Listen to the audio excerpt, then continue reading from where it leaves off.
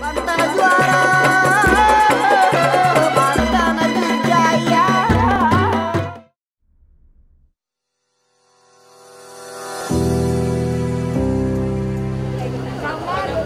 Nomor undian 2, ada yang 2,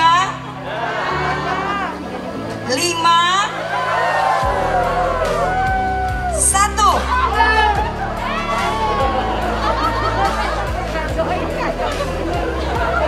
Ayo dihitung. 2, 5, 1. Iya, ini dari radiologi. Mana pendukung radiologi? Iya, dipersilakan. Boleh Bu berkenan turun ke lapangan karena sepedanya nanti akan dikasihkan langsung. Silakan Pak Daus turun, langsung dinaikin ya Pak, masukkan ke radiologi. Iya, tas dulu. Iya, semalam mimpi apa Pak Daus? Silakan berkenan foto dulu Pak Direktur mendampingi. Inilah dia pemenang undian utama 1 buah sepeda. Yang beruntung hari ini adalah Pak Daus dari radiologi. 276. Ulangi lagi. 276. Ada ya? Iya, anak buahnya Ibu Trias. Mana pendukungnya? Selamat Iin.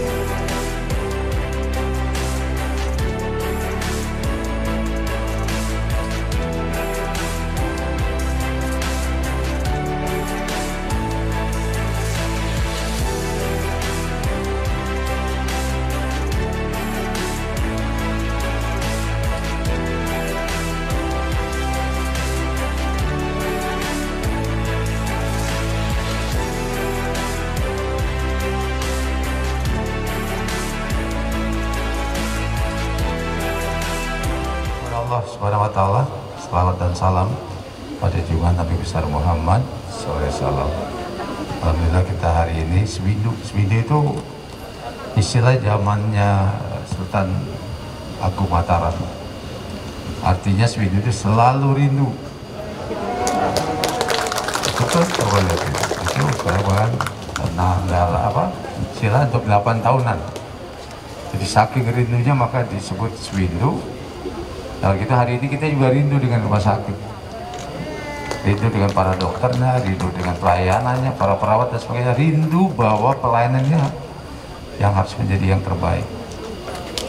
Dirindukan, rumah sakit itu dirindukan oleh warganya, oleh pasien, oleh masyarakatnya, agar dia ingin mendapatkan kesejukan, kenyamanan di dalam ketika dia mendapatkan pelayanan. Oleh karena itu kepada para dokter, pada pelayan, termasuk direksi agar menciptakan suasana kerja yang nyaman, yang melayani, bukan yang dilayani, yang menjanjikan, bukan yang menimbulkan kecewaan, yang memberikan harapan, yang meneduhkan, yang membuat orang dari rumah ketika sakit dan sampai sini secara psikologis sembuh. Jadi jangan dimain-mainkan soal pelayanan itu. Kita sebagai pemegang amanah selalu berbuat yang terbaik agar kita mendapatkan ridho dari Allah Subhanahu wa Ta'ala.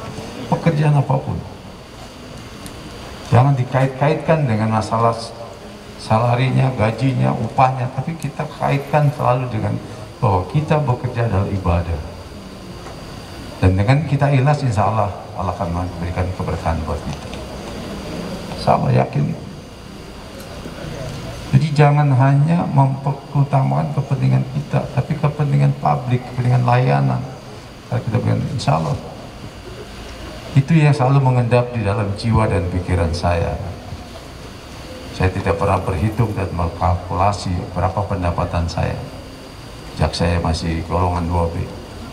Yang saya lakukan adalah bagaimana saya bisa berbuat, lakukan ibadah, dan ibadah itu bernilai keberkahan. Itu Allah sudah janjikan.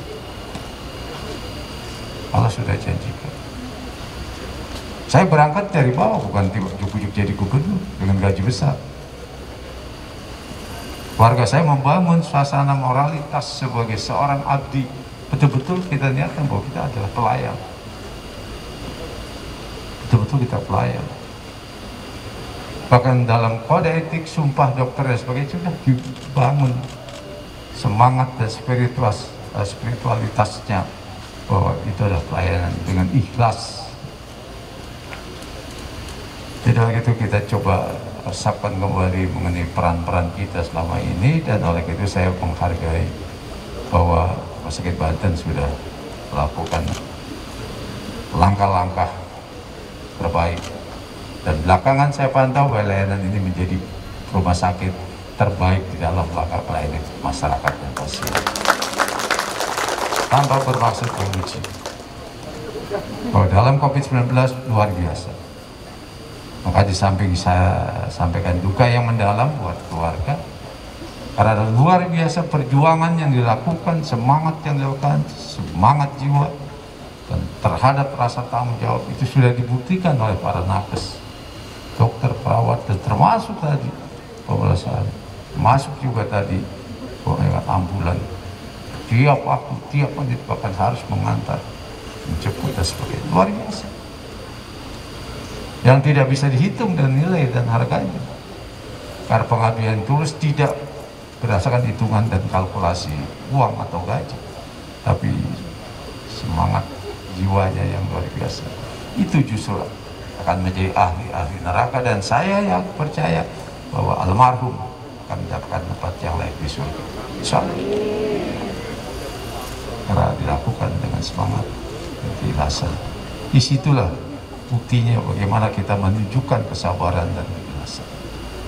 Jadi sabar dan ikhlas dalam melayani itu adalah sesuatu yang sangat berarti dalam hidup kita, sangat mulia, dan kemuliaan ini harus tetap kita pertahankan, tingkatkan. Pemerintah provinsi sudah sepakat dari awal, saya dan Pak Wakil, bahwa sektor kesehatan menjadi fokus di dalam pembangunan selama saya menjadi pemimpin di Banten. Apapun buat kesehatan akan kita pertaruhkan, karena itu menyangkut hajat orang banyak, menyangkut kepentingan orang banyak. Kita semangat itu. Alhamdulillah. Alhamdulillah. Lihat aja sekarang perkembangan kesehatan, pendidikan dan sebagainya. Rumah sakit kita 120-an, kalau kita pakai rasio 1 berbanding 1000 kita mencukup, tapi terjadi disparitas, terjadi ada yang tidak merata. Ada rumah sakit yang terpusat di kota-kota besar, dokternya juga kadang maunya di kota besar dan gaji yang besar, lupa tentang sumpah kedokterannya, nggak mau kalau dipindahin ke Malimping, lagi dokter spesialis nggak mau, apalagi besok kita bikin Cilogram, besok kita bikin di Labuan, itu juga butuh dokter-dokter spesialis dan sebagainya. Dan saya minta pada para dokter untuk kembali kepada nilai-nilai keluhuran dan nilai mulia, bahwa kita wajib untuk melayani mereka. Setelah kita apapun kebutuhan buat yang namanya rumah sakit, yang mau di kesehatan, kita akan backup, kita akan dukung sepenuhnya. Silakan aja. Mau tunjangan naikin tunjangan.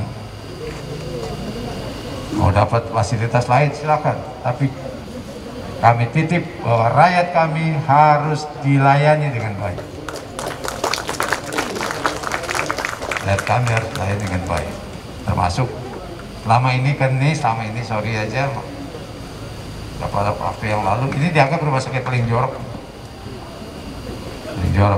Tapi sekarang sudah buka klinik jantung, ntar klinik apalagi diperbanyak, apalagi dikaitkan dengan bahwa kebutuhan akan rumah sakit di wilayah Banten Barat begitu